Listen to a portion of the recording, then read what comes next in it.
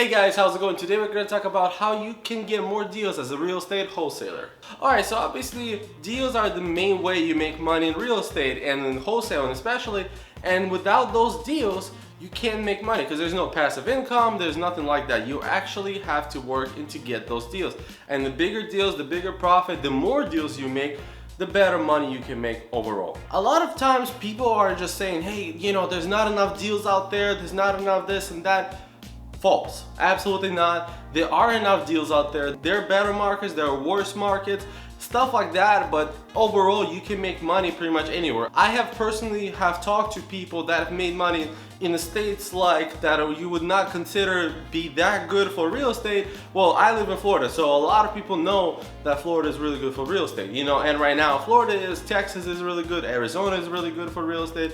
I know California is still pretty decent, which I think will still be slowing down, but at the moment it is pretty decent still. But then there are states that are much less known for good real estate, like for example Idaho, and you wouldn't really expect a lot of people making money as a wholesalers out there, but I have talked to people that make money. So there's no reason for you not to make money even in your market. You don't even have to virtually wholesale technically. So instead of finding issues outside of yourself, you should try to find issue within your business. So the first question you should really ask yourself is what I can do different. The reason why that is so important is because that is actually the entire reason why you're not making deals or not making enough deals, is because you're doing something that's not bringing enough profit or enough deals. So what you have to do is adjust certain things. You don't have to change everything completely, but you can adjust a couple things and get more deals.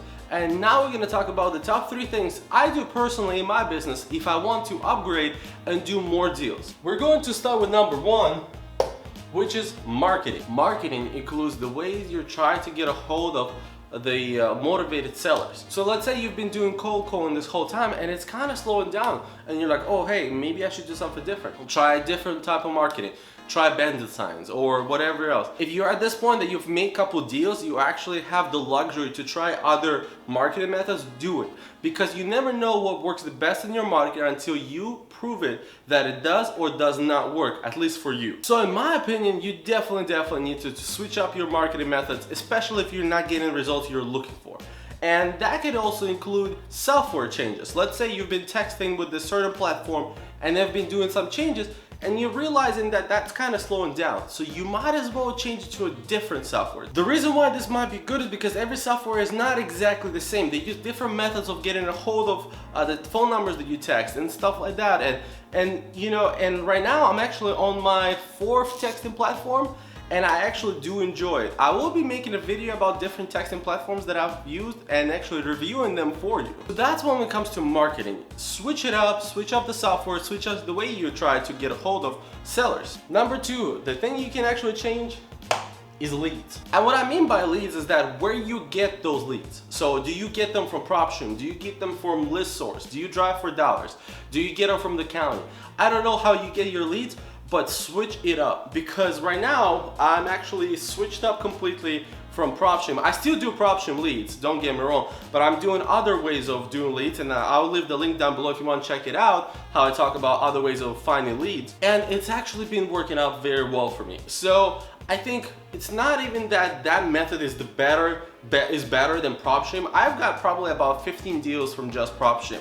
So I do absolutely love Propstream, and I will never stop using it. Well, I can't say never, but unless they change something drastically, I will never stop using it. What I mean is that you have to switch it out, because you might be working on the same exact leads over and over again, but overall it's better when you attack different leads and you concentrate on other leads for now and then maybe come back to this later. It's really good. Change is really good, especially in business. So anything that in your business overall that you can adjust and change and improve, it's really important. And number 3 is cash buyers.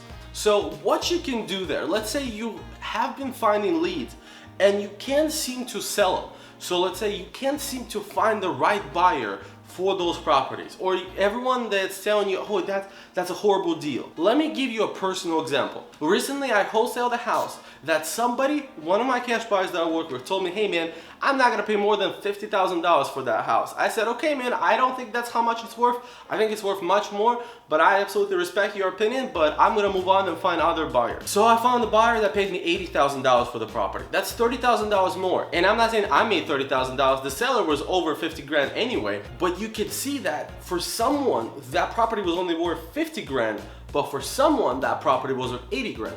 So it's actually really important to have a good cash buyer list. It's not important, I know a lot of people talk it that way, I don't agree with it. It's not important to have cash buyer lists before finding your leads when you're starting off. I don't think that's how it's supposed to be done. I didn't do it that way because when you actually have a good deal, you will be able to sell it very quick. So it's not a big deal if you don't have a cash buyer list. But along the way of you wholesaling, not every single deal will be that hot deal that everyone's gonna take away from you and they're gonna want it right away.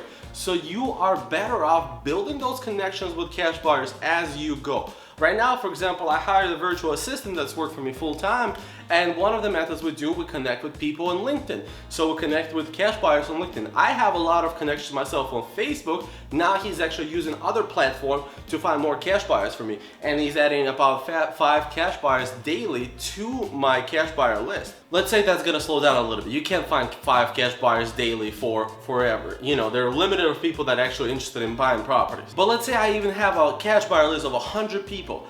Those 100 people will be the reason why I make more money per deal, because somebody in that cash buyer list will be more interested in that property than other person.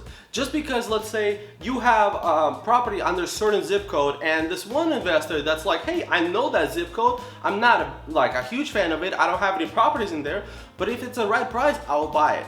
And when people say if it's the right price, I'll buy it, most likely they're not as motivated buyers. You know, you look for motivated sellers, but you also look for motivated buyers. Some buyers have, for example, rentals in that zip code already. So they will be willing to pay a little more for the convenience of having the same management group managing those properties, or being closer to the other properties. I don't know why, but they just like it. So they will be willing to pay you a little more. They're still not gonna go and make it a bad deal, but they'll just pay you a little more for it. So you will make a bigger profit. So yes, you absolutely need to have big cash buyer list eventually when you get to the point that you're making multiple deals, and you don't want any of those deals falling through. But yeah, no, overall the idea of this video is that change is what's very important. Change in marketing, change in leads, the way you find leads, and change in cash buyer list. If you can change and you can adjust and you can progress your business, you will always be successful. If you enjoyed the video, please leave a like and comment down below if you have any questions. Please subscribe if you are enjoying the channel. I really do appreciate it.